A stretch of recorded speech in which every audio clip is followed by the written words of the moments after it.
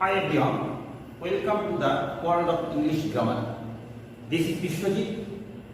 In today's lesson, I will give you a quick and smart introduction to the parts of speech. Dear students, in the following lessons, we learn more in detail about every and each parts of speech. First of all, what is part of speech? A part of speech is a name given to a word depending on its job in a sentence. Let's try to make it clear. Think about our society. In our society, there are various types of persons.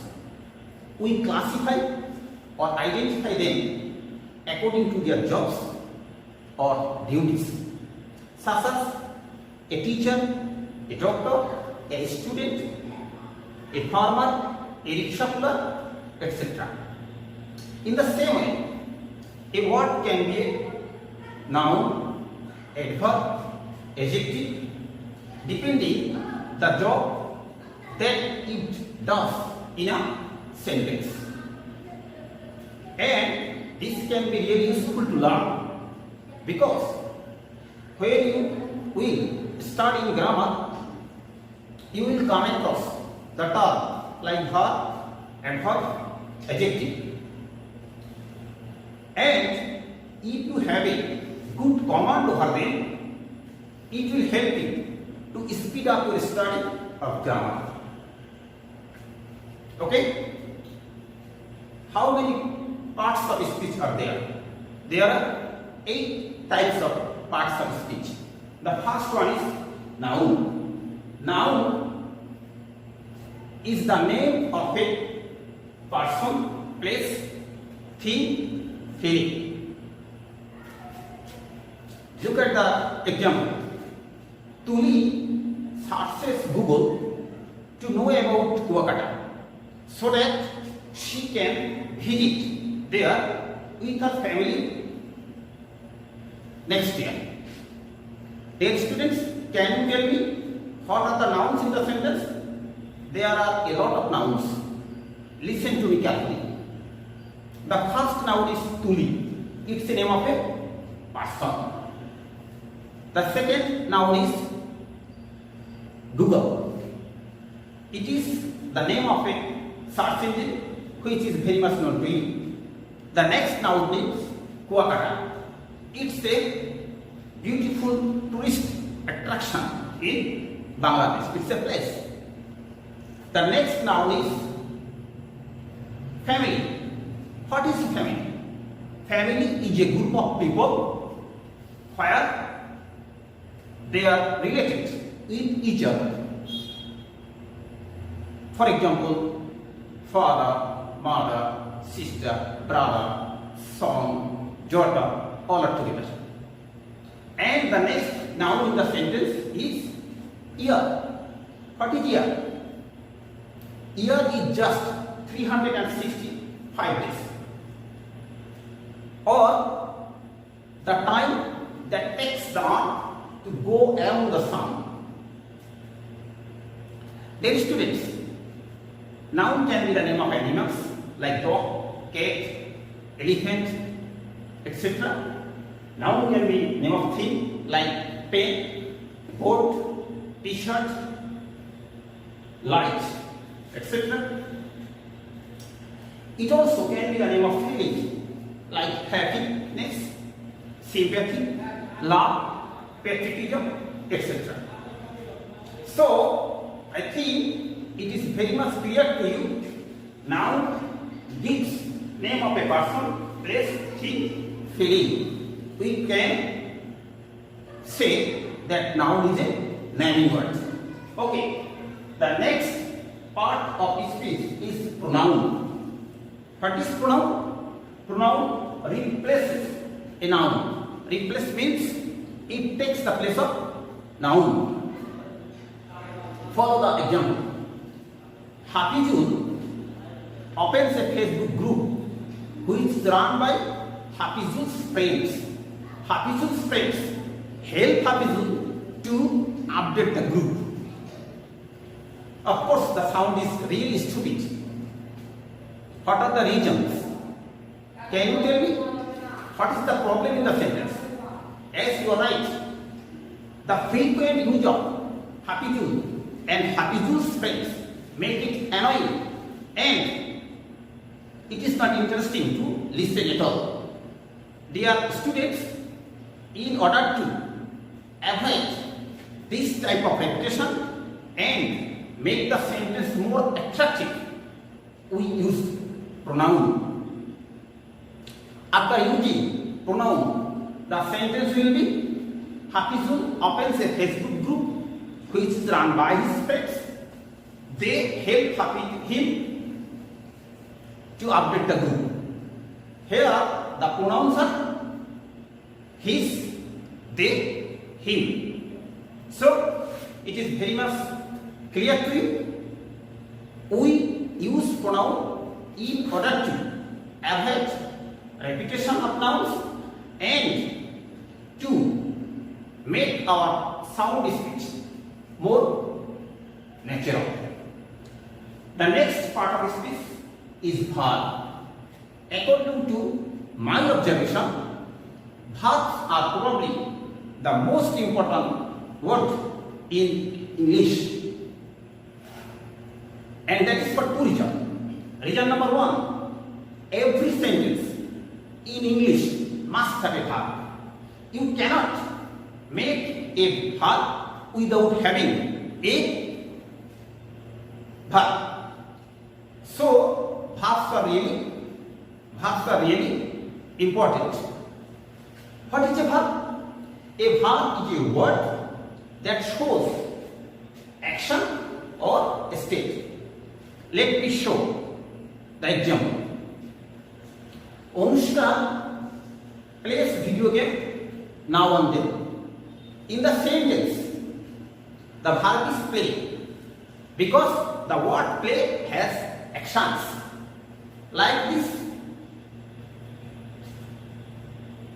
see, write, walk, punch, all are verbs because they have actions.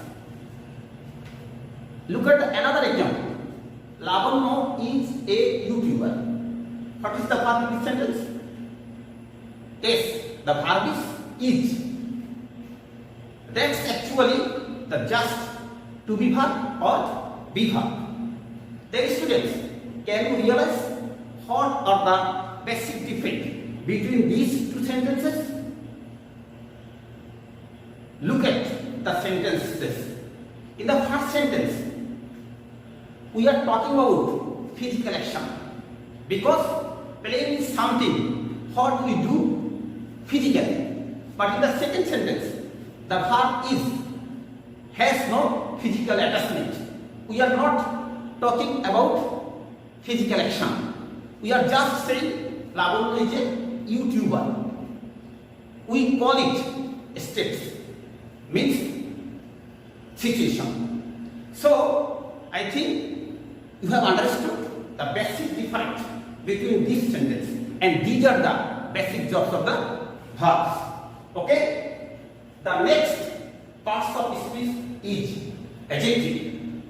What does adjective do? Adjective gives us information about a noun or a pronoun. Let me show an example. Anil enjoys an interesting, mysterious, tiny video game. Dear students, can you find out all the adjectives in this sentence? There are a lot of adjectives. If your answer will be interesting, mysterious, tiny video, you are correct. Dear students, if I ask you what is the opinion about the game which Anik enjoys, your answer will be interesting and mysterious. You are right. It tells about the game style. If I ask you what is the size of the game, the answer will be tiny. It tells about the size of the game. If I also ask you, which type of game is it? Your answer will be video. It tells us which type of game is it. So, we can say that adjective tells us like the words what type, which type, what size, what color, etc. Its main duty is to give us information about a noun or pronoun. That's fine. The next parts of speech is adverb. When I learned grammar in English, I learned grammar in the school, I was taught adjective modifies noun or pronoun and adverb modifies verb. Still, some persons teach in this way, but they are not fully correct. Actually, an adverb modifies a verb, an adjective, and an adverb also. Even sometimes an adverb can modify a full sentence. Let me show an example. Last night, Meena finished online shopping quickly so that she could enjoy a very glorious TV show. There are lots of adverbs in the sentence. Actually, adverbs tells us about why, when, where, how, in which way, etc. Look at the sentence again. Last night is an adverb because it tells when it was happened. It was happened last night, the time. The word quickly is another adverb. It tells us how the incident was happened. It was happened quickly, the manner. If we add little or very before the word quickly, what will be? Very quickly or little quickly. Here, the word very is such an adverb that modifies another adverb. This is the magic.